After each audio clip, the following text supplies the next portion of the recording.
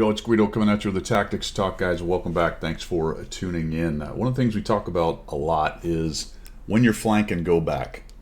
So one of the biggest things you can do in this game to increase your win rate, if you're not already above 55% or so, which in that case you're probably doing this more often than not, I guess I would say, is to, when you're flank, take a look at the mini-map, and more than likely you're going to have to go back. Not every time, but we're going to talk about the not every time. So while it's solid advice to, when you're flanking, go back or go over to another flank and help them, you don't necessarily always have to go all the way back to the cap. You need to go where the rest of the aggressive enemy team players are and help your team win that side. There's a lot of losses caused by people just driving back into the cap, the enemy cap, just because they won their flank. But we're going to talk about the case where you might want to just keep on pushing. And it's a lot about assessment, and it starts at the beginning of the game. So if I look at this game in my TL-1 LPC US Tier 8 medium tank in super try-hard configuration down there, I just finished the 100 Battle Challenge on this about a week ago or two. If I look at the enemy team, I go, ooh, interesting. Gisor, Sturv, Udez. That's a lot of TDs. So I'm going to expect a bunch of camping, to include maybe the CC56. The Gisor is more mobile. Who knows where he'll be? He could be just about anywhere, played as a medium, etc. We have two Renegates and a Lurva. I would expect both those guys to be in the heavy side. We have a Basante, another heavy. They actually have an extra heavy over us. We have an AMBT. And now I need to watch as I deploy, where does everybody go? So let's check that out. We'll do this real time. I'm looking at this as we go. I've got two artillery to deal with on the enemy team. And I kind of think I may go over here to the medium side. I'm still learning this map to some extent. There is an argument for a Tier 8 medium in this case, being top tier, to go over and help the heavies brawl. But it's Lurva, Renegade. All right, I like this side a little bit better. So what we're going to do is we head over to this side. We're going to analyze what's going on, assess, take a look at what is lit, find out when we're lit, which is also important. And we'll talk about it as we go. So this little spot here is a place where you can kind of swing around this corner. If you've got a nice fast tank, some guys will stay right there. But you can also get to this next point. And if you look at this part of the map, there are a couple leapfrog points where you can get in and get cover.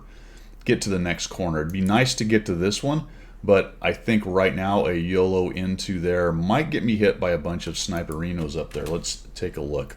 Now, I don't get lit, so I'm going to keep on trucking. I'm going to cut to the left, and I've grabbed up this little spot. All right.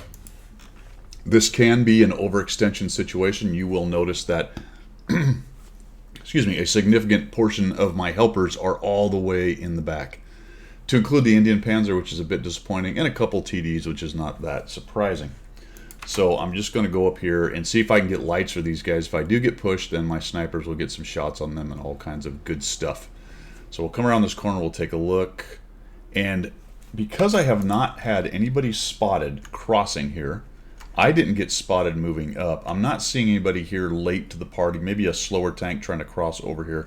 I'm really feeling like all of a sudden there might not be a whole bunch over here. And if I'm paying attention to the mini-map, I can see that there's two Renegades, the Lurva and the Tiger P, so all their heavy stuff actually went over to the other side. And we have a significant force over there facing them. So it bears watching. You've got to pay attention to it. But right now, I'm starting to get the idea this side is a little light. And bummer. All right, speaking of lights, there's one right there. So we find that there's a T-71 CMCD. I'm hoping he's going to actually poke, but he doesn't. He's just kind of crossing back and forth. And I'm going to hit F7 here in a minute and ask for some help from my team. So assessment, let's take a look at it. The enemy Rev, the low, Tiger P, the CC56, both Renegades, they're all over on the other side. That leaves a significant amount of TDs in terms of the Sturvs, the Udez, and potentially the Gisor, and a couple of their cats and dogs like the P43 and the Leo potentially over on my side. But with the Tier 8, myself, another 8 in terms of the carry, and the Indian Panzer, we had a lot of firepower. I just need to sort of suggest that my buddies come up and help me. Now, I did get lit there, so something's there. I don't know if maybe the light tank was around the corner and that little piece of vegetation protected him, or maybe there was another guy over there and I just stuck the front edge of the tank out just enough to be seen, and just like that, the carry and somebody else nukes the T-71, who I believe I spotted. Yep, looks like it. I have 840 assist off of that, and we knock down their eyes that are forward here. Paying attention again over to the other side of the map, things are looking pretty good over there. And then I noticed something very, very interesting. You may have noticed that RT-71 was rolling around in the middle right there. He actually got, I think, the CC-56 dead, who was up in the bushes there, probably killed by our Sniperinos back there.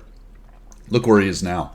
He's completely in their backfield, causing all kinds of trouble. And now this is where we can start to build on some of that synergy. So I'm going to come in here. I get seen. Just shoot him on the way in. We get a shot. That's nice. We'll cut left. He gets hammered. Hammered again. 22 hit points. I'm really hoping he dies, but he doesn't quite. Now we've got a Sturv S1. I'm going to keep on pushing. So I want to get up underneath the sniper hill right here and start getting proxy lights so that these guys sitting back here will have shots on them if they show their faces. That's going to negate any of the bushes up here, although the bushes are off to my left. So there is the Leo. So Leo's up here as well. Trying to find where it, okay, so we got the P43. He takes a shot. I bounce, kind of bait that shot off of him. He's got a fairly long reload. I'm going to try to kill him. Doesn't matter. Try to kill him. Doesn't matter. They're both dead. And now let's assess. Okay. This is generally the point where you go, wow, I just won a flank pretty easily. Yeah, I got 1,800 assists, 277 damage. And there's still 1, 2, 3, 4, 5 of us, right? Fully 1/3 of the team, more actually, if you consider the 2 artillery are basically going to sit in one place more or less during the entire game. So what do? Well, you would sort of expect maybe at this point that the rest of the team didn't do so good, but they did. Look at the rolls. So they've already killed a renegade. They're holding the rest of them. Our hit points aren't too low if you look at our side, although I don't really know what it is because it's outside of draw distance. So hopefully we're not too low in terms of hit points right there, but it's looking good. Now this is a case where you could go back, maybe float back to the middle, but I think in this case right here, we can push. If I can encourage, I guess, the rest of these guys to move forward, and our little light tank is still doing some good work back there, just harassing their artillery, killing them off, and I'm trying to figure out how many Sturvs are about to shoot me. There's one of them. He's making a runner. Take a shot. That's unfortunate. We get a ricochet. The Udez is now moving back to try to take on the CMCD, which gives us more opportunities. Finally, our Indian Panzer is moving up, and I'm going to cross this open area. And unfortunately, nice little wiggle there from me to get the bounce. Oh, that's not good. The other Sturv is right there. So I don't really want to keep on pushing. I really wish I had actually cut left harder right there. I thought about pushing in to take on the Sturv, but I figured he'd hit me, and then that one would hit me, maybe track me, and it's all over. Good news from my side is the Indian Panzer is here as well, potentially taking shots. This guy's still shooting at me. I'm tracked. So I thought I was tracked. Never mind. I'm going to stop and take the shot. Now we'll get moving again. Hits me again, and I'm just going to keep on pushing up underneath this guy as best I can. I don't know what happened maybe right there. Maybe he just kind of shifted over to the Indian Panzer, thinking if he could kill that guy off before he killed his buddy. Look at that light tank is still alive. Absolutely amazing. We're going to sneak a shot into the side of that Sturv. And there you go. So really what we had there is the other flank held just fine. We kept pushing into the backfield. We were able to kill their campers back there. We had enough numbers that we weren't going to just walk into an absolutely withering fire. Although we do take some hit points getting in here. We'll shoot him. I'm going to back down because I can't take another shot, unfortunately. He tries to back off the back, does me a solid by killing himself. There we go. And we'll just keep pushing in behind. Our hit points are fairly low over here, but these guys did a really nice job. Enemy team did not seem to really recognize the situation enough. They probably had enough power over here to push, but at the same time, some of their 8s were all these Sturvs sitting in the backfield. And that's one of the problems with these TDs like the Sturvs, is they just don't really have a lot of capability to be dynamic. They're going to sit in one place for the most part right there. I come out of this with a I think I get one more shot actually in here. Yeah, that's right. This guy's here, so we'll shoot him on the way. We come out of it with 1,499 damage, 1,890 assist. So not a bad combo for over 3,000 on the combination action right there. Over 3,000 and a nice little win. So we didn't blow up the place with some 5,000 damage game, but I just wanted to show that assessing the undefended flank. Somebody explained to me why the Sioux and the is it the carry? The carry is still sitting over there. I don't know. Did they have shots on the side? I don't know. I don't know why they're still there. It would have been an even faster face smash, a Rompel stomp, if the Sioux and the, I guess that's the 25-2 though, actually, isn't it? Where is the carry? Is he dead? Where's the Kari? Maybe that is him there. I don't know where he went. He's probably right behind me, isn't he? But just an example of what it looks like. If you're winning on every front, then you do have the option to push back into the backfield.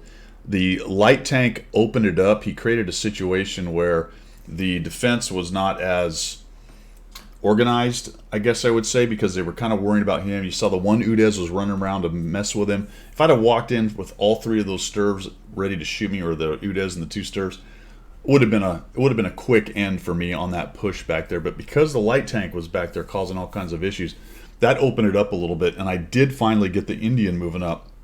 So we had a decent organized push, or relatively organized for a pub match. It was a relatively organized push to deal with the guys in the back.